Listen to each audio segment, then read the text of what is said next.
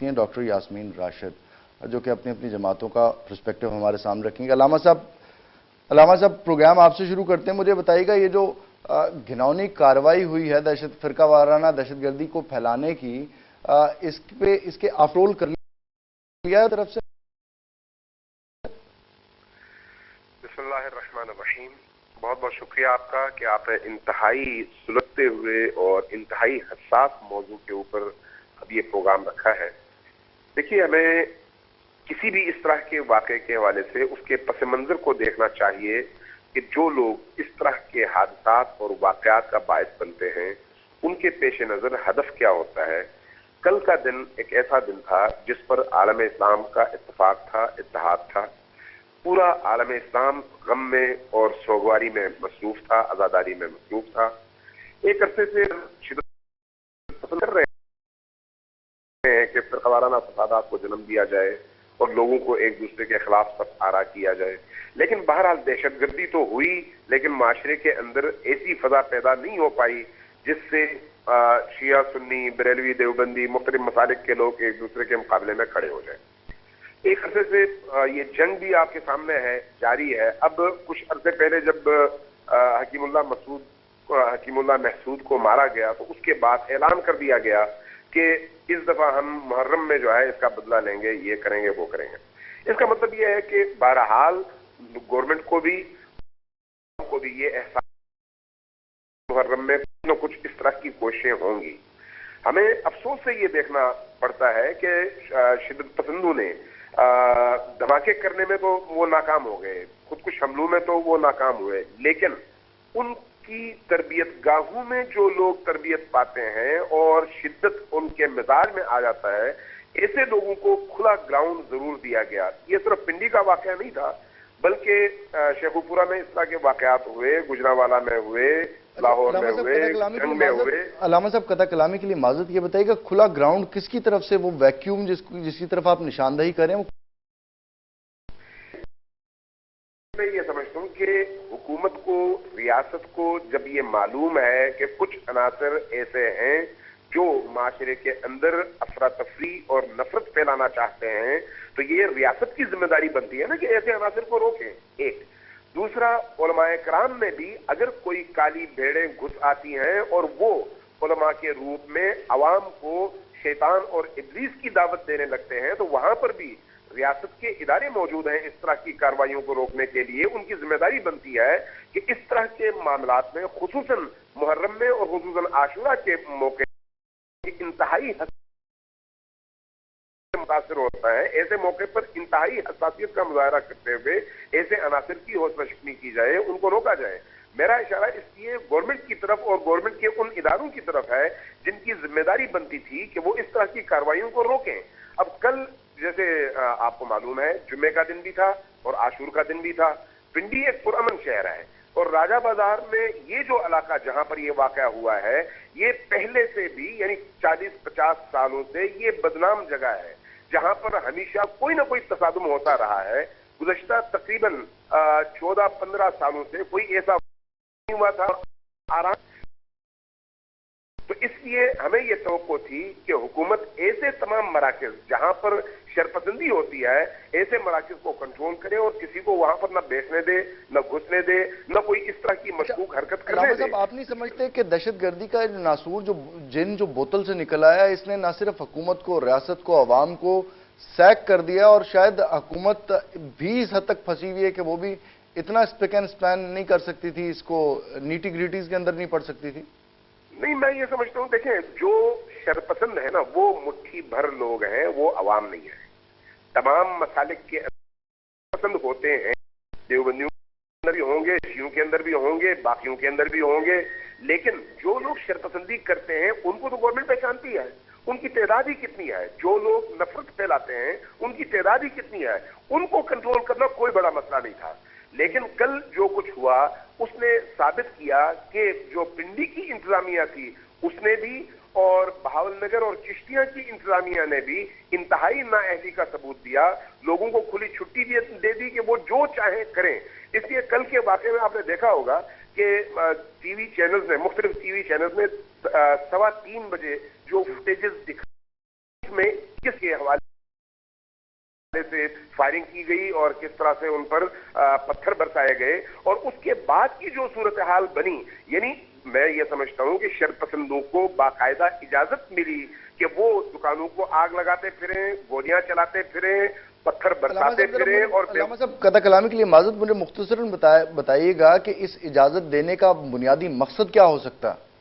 دیکھیں، میں یہی عرض کرنا چاہ رہا ہوں نا کہ گورنمنٹ نے اس معاملے میں تغافل سے کام لیا، تساہل سے کام لیا، سستی سے کام لیا، ول نہیں تھی۔ اس کی وجہ سے 3:15 بجے جو واقعہ شروع ہوا، جاری رہا، 1:30 بجے کرفیو کا اعلان کیا گیا، لیکن اس وقت تک مسجد بھی جل چکی تھی، 5 امام بارگاہیں بھی جلائی جا چکی تھیں، اور بہت ساری قیمتی جانیں بھی ضائع ہو چکی تھیں، اور پوری قوم کو ایک منفی میسج چلا گیا تھا۔ لہذا میں یہ سمجھتا ہوں کہ جن لوگوں نے مسجد کو جلایا، جن لوگوں نے مدرسے کو جلایا، جن لوگوں نے 5 امام بارگاہوں کو نشانہ بنایا اور جلا دیا، ان لوگوں کو روکا کیوں نہیں گیا پہلے ہی مرحلے میں، جبکہ آپ کے پاس فورس موجود تھی، جبکہ آپ کے پاس پولیس بھی موجود دوبارہ تھی؟ آپ کی طرف آتا ہوں، بہت بڑا سوالیہ نشان آپ نے چھوڑا ہے ریاست کے لیے، اسٹیٹ کے اوپر، کہ اسٹیٹ کہاں پہ۔ میں اس سے پہلے کہ عامر صاحب آپ کی طرف آؤں، علامہ صاحب مجھے بتائیے گا، یہ اس دہشت گردی کا، یہ تو میرے ساتھ جو بیٹھے ہیں عامر صاحب، ان کے دور میں بھی اس کو خوب پانی دیا گیا، اس پودے کو، اس درخت کو، دہشت گردی کے، جو کہ اب اتنا بڑا تناور درخت بن گیا کہ کاٹا بھی نہیں جا رہا۔ اس میں کوئی شک نہیں، ضیاء الحق کے دور سے لے کر اب تک جتنی حکومتیں آئیں، ان حکومتوں نے بھی اور ریاستی اداروں نے بھی مل کر دہشت گردی کے اس پودے کو تناور درخت بنانے میں اپنا اپنا حصہ ادا کیا ہے اور اپنا اپنا حصہ ڈالا ہے، اس میں کوئی دوسری رائے نہیں ہے۔ یہ وہی لوگ ہیں جن کو جہاد افغانستان میں مجاہد بنا کر پیش کیا گیا، اور ان کے ذریعے سے ڈالر کمائے گئے، اور جب ہوا تو اس کے نام پر ان کو استعمال کیا گیا، اور آج یہ طالبان اور شدت پسند اور لشکر اور اس طرح کے مختلف ناموں سے معاشرے کے اندر موجود ہیں، اور ناسور کی حیثیت سے اس معاشرے کو امن اور ان کا بھائی چارہ چھین رہے ہیں اور تباہ و برباد کر رہے ہیں۔ اس حوالے سے حکومتیں پوری طرح سے ذمہ دار ہیں، وہ ادارے جنہوں نے اس طرح کے لوگوں کو چھاونیاں بنا کے دیں، ایسے تربیتی مراکز بنا کے دیے، وہ سب کے سب ذمہ دار ہیں، اس میں دوسری کوئی رائے نہیں ہے۔ لیکن آج ہمارا مسئلہ یہ ہے کہ ہمارا ملک داؤ پہ لگ چکا ہے۔ اب اگر ہم دوبارہ اسی طرف جانے لگے، مطلب یہ ہے کہ برباد آ رہے ہیں۔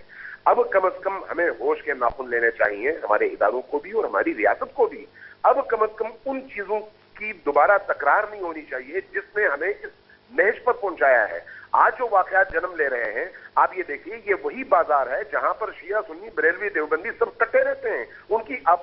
کی رشتہ داریاں ہیں، ان کی دکانیں کٹی ہیں، ان کے گھر کٹے ہیں۔ یہ کیسے ہو سکتا ہے کہ راتوں رات ایک دفعہ آپ اس طرح کی اشتعال انگیزی کریں؟ لاؤڈ سپیکر پر جو پابندی ہے، ایمپلیفائر ایکٹ کو جب پامال کیا جاتا ہے، آپ اس پر ایکشن نہ لیں، وہ دے دیں کہ جس طرح سے وہ چاہے، اس طرح کی زبان میں جا کر لوگوں کے جذبات سے کھیلے، لوگوں کو مشتعل کرے، اور ان کو شہر میں گلیوں میں اس طرح سے منتشر کر دے کہ وہ جہاں پر بھی کوئی عیدگاہ نظر آئے، کوئی مسجد نظر آئے، کوئی امام بارگاہ نظر آئے، اس کو چلانے کی کوشش۔ میں دوبارہ آپ کی طرف آتا جی علامہ صاحب، پیپلز پارٹی سے بات کرو تو وہ اپنے کپڑے کو، سوٹ بوٹ کو جھاڑ لیتی ہیں، مسلم لیگ نون سے بات کرو، اے این پی سے بات کرو، کوئی بھی اپنے پروں پہ پانی نہیں پڑنے دیتا۔ حقیقی مسئلہ، حقیقی ذمہ دار، حقیقی کلپریٹ کون ہے پھر قوم کا؟ دیکھیے، میں یہ سمجھتا ہوں کہ ہمارا سسٹم ہے، اس لیے کہ ہمارے سسٹم میں اتنا کرپشن آ چکا ہے کہ کوئی ادارہ کرپشن سے نہیں رہا۔ بڑے سے بڑے مجرم جب پکڑے جاتے ہیں تو بہت ہی کم عرصے میں وہ باعزت طور پر بری ہو جاتے ہیں۔ آپ کو معلوم ہے کہ پولیس کے اندر پیسہ دے کر آپ پوری تفتیش کا رخ بدل سکتے ہیں، اور مظلوم کو ظالم اور ظالم کو مظلوم بنا سکتے ہیں۔ آپ کو پتا ہے کہ وکیل کی جگہ خود جج بکتا ہے، اور پیسے دے کر آپ فیصلے ایسے کروا لیتے ہیں کہ 200 افراد کو قتل کرنے والے لوگ، اس وقت بھی آپ دیکھیے گا نا، آپ کو جنوبی پنجاب میں ایسے بہت سارے نام ملیں گے جو پاکستان کی ڈرامی پروٹوکول کے ساتھ، اور وہ بھی سرکاری پروٹوکول کے ساتھ، دہشت گردی میں مصروف ہے۔ جہاں پر اتنا سسٹم کرپٹ ہو چکا ہو کہ مظلوم کی شناخت مظلوم کی حیثیت سے نہ ہو اور ظالم کو کوئی ظالم کہنے کی جرات نہ کرے، تو پھر آپ اس سسٹم سے کیا توقع رکھتے ہیں کہ وہاں پر عدل اور انصاف کیسے ہوگا؟ علامہ صاحب، مورد الزام کس کو ٹھہرایا جائے، سوال کس سے کیا جائے، پوچھا کس سے جائے، درخواست کس کے آگے دی جائے؟ ریاست، میں سمجھتا ہوں ریاست کے وہ ادارے ذمہ دار ہیں جن کا کام لوگوں کو انصاف مہیا کرنا ہے، چاہے کسی بھی پولیس ذمہ دار ہیں، عدلیہ ہماری ذمہ دار ہے، حکومت ہماری ذمہ دار ہے، وہ تمام ادارے جن کا کام معاشرے کے اندر امن قائم رکھنا ہے، فساد کو روکنا ہے، دہشت گردی کو روکنا ہے، فتنہ پرستوں کو روکنا ہے، اگر وہی ادارے اپنی یہ ذمہ داری نہ نبھائیں اور ان کو کھلی چھٹی دے دیں تو آپ کیا سمجھتے ہیں کہ اس کے نتیجے میں معاشرے میں امن کا پودا اگے گا یا دہشت گردی کو فروغ ملے گا؟